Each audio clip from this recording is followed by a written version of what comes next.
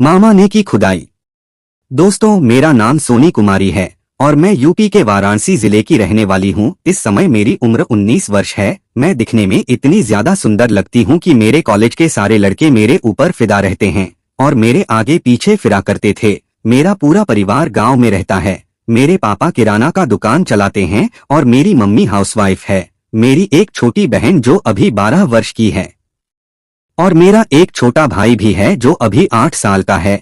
यह बात मई से जून के महीनों की है, जब मेरी कॉलेज की छुट्टी थी और तभी हमारे मामा के यहाँ शादी थी। तो पापा ने मुझे और मेरी बहन को 1 महीना पहले ही नानी के यहाँ भेज दिया था, तो हम लोग वहाँ चले गए। मैं काफी दिनों बाद गई थी क्योंकि पढ़ाई के कारण मैं अक्सर नहीं जा पाती थी। मेरी नानी और बाकी घर वाले बहुत खुश हुए। हम दोनों का खूब अच्छा से स्वागत हुआ।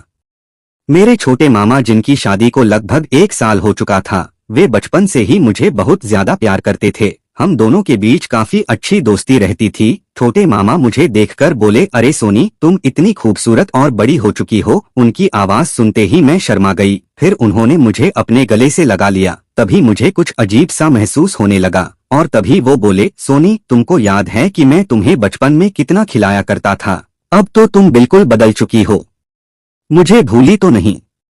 मैंने कहा, कैसी बात करते हैं मामा जी, मैं आपको कैसे भूल सकती हूँ। पर मुझे यह नहीं पता था कि मेरे मामा के मन में क्या चल रहा है और वे जिस प्रकार मुझे देख रहे थे उससे मुझे बहुत अजीब महसूस हो रहा था। शाम हो चुकी थी। हम लोगों ने खाना खाया। मुझे नानी से पता चला कि छोटी मामी 1 महीने के लिए अपने गाँव गई हैं। उनका मेडिकल का एग्जाम होने वाला है। वे शादी के 1-2 दिन पहले ही आएंगी। मेरी छोटी बहन बड़े मामा के बच्चों के साथ सोने के लिए चली गई और नानी ने मुझे बोला, जाओ तुम जाकर छोटे मामा के साथ उन्हीं के कमरे में सो जाओ। पहले तो मुझे बुरा लगा और मैंने मना कर दिया, लेकिन फिर मेरे पास और कोई दूसरा रास्ता भी नहीं था। मुझे अकेले छत पर सोना पड़ता, इसीलिए मैं छोटे मामा के कमरे में सोने के लिए चली गई। मैं जब उनके रूम में गई तो मामा सो चुके थे।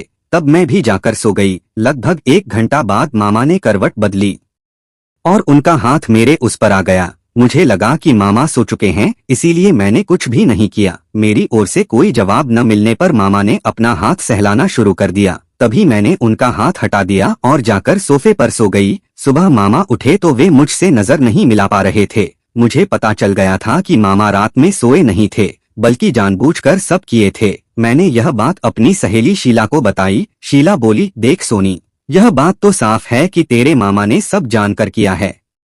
मैंने कहा, पर यह सब गलत है नशीला, वे मेरे मामा हैं, वे ऐसा कैसे कर सकते हैं? तभी शीला बोली, सोनी, तुम बिल्कुल अभी नादान हो और तुम ही बताओ, जिसकी पत्नी 1 महीने से उसके पास ना हो तो वह क्या करेगा? और वैसे भी तुम भी तो अभी उस उम्र को आ गई हो, और दूसरी बात, तुम्हारा भी तो कोई दोस्त नहीं है और यह तुम्हारे पास अच्छा मौका भी है। अगर तुम्हारी जगह मैं होती तो इतना अच्छा मौका कभी भी हाथ से ना जाने देती, और सबसे बड़ी बात कि घर की बात घर में रह जाएगी। तब मैं गुस्से से बोली, तेरा दिमाग खराब है क्या शीला? तू पागल है? वे मेरे मामा हैं और यह सब गलत है। फिर मैंने फोन काट दिया, लेकिन मुझे शीला की बातें याद आ रही थी। फिर हम लोगों ने खाना खाया और फिर मैं अपनी मासियों के साथ घूमने के लिए मार्केट चली गई। हम लोगों ने शॉपिंग की और फिर लगभग 2 बजे मार्केट से लौटे। मेरे छोटे मामा बैठकर टीवी देख रहे थे। जब मैंने देखा तो मेरे छोटे मामा मुझे देख रहे थे। मेरी नजरें मिलते ही उन्होंने अनदेखा करते हुए टीवी पर देखने लगे। फिर हम लोगों ने कुछ खाना वाना खाया और टहलने के लिए पार्क में चले गए। उस समय छोटे मामा मेरे साथ गए थे। उन्होंने बोला, चलो मैं तुमको योगा सिखाता हूँ। फिर उन्होंने मुझे कुछ अलग अलग स्टेप सिखाए। फिर हम लोगों ने वहीं पर कुछ आराम किया और घर आ गए। तब तक रात भी हो चुकी थी। रात को खाना खाने के बाद सब लोग अपनी अपनी जगह जाकर सो गए और मैं अपने छोटे मामा के रूम में जाकर परेशान सी हो रही थी, क्योंकि ज्यादा शॉपिंग और योगा करने के कारण मैं थक चुकी थी। मेरी कमर में दर्द हो रहा था। उस समय लगभग रात के 10:30 बज चुके थे और सब लोग सो चुके थे। कुछ देर बाद छोटे मामा रूम में आए तो मुझसे पूछने लगे कि क्या हुआ, अभी तक सोई नहीं? तो मैंने बताया कि आज काफी थक गई हूँ तो अभी नींद नहीं आ रही। तो उन्होंने लगा कि कोई नहीं, मैं तुम्हारे पैर दबा देता हूँ। मैंने बहुत मना किया, लेकिन मामा नहीं माने। फिर उन्होंने काफी समय तक मेरे पैर दबाए। अब मुझे नींद आने लगी थी, लेकिन मुझे क्या पता था कि पैर दबाने की कीमत क्या चुकानी पड़ेगी। उस रात उन्होंने कुल 3 बार वो सब किया। जिस कारण मैं सुबह उठ तक ना सकी। सुबह में तबीयत खराब होने का बहाना बनाकर सोती रही। जब दोपहर में मैं उठी तब भी मुझे बहुत दर्द हो रहा था। तो मैंने ये सब बातें अपनी सहेली शीला को बताया तो उसने मजे लेने शुरू कर दिए। लेकिन मैंने गुस्से में आकर उससे बात करना बंद कर दिया। लेकिन लोक लाज के कारण ये बात मैं किसी से ना बता पाई।